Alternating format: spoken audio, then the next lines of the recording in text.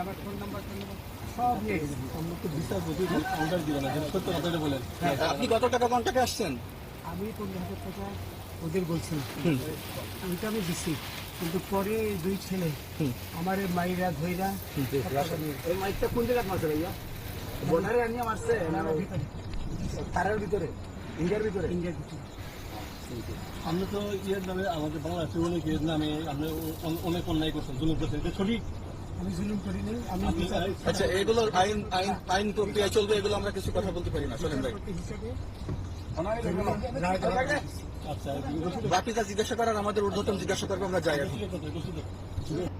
তোমাদের পয়সা দিয়ে দিই, আচ্ছা ঠিক আছে। ওই পয়সা আমি দিই, আমার ভাই বোন দিই দিত। আমরা আমাদের পয়সার কোনো প্রয়োজন নেই, ঠিক আছে? আপনি যদি সেফটি মানে ফালতু লোক 2 টাকা আগে আমি এই দেশে এত কষ্ট করে এসেছি কি বাংলাদেশে ফেরত দেওয়ার জন্য? জি না জি না, বুঝতে আচ্ছা ঠিক আছে। পারছেন?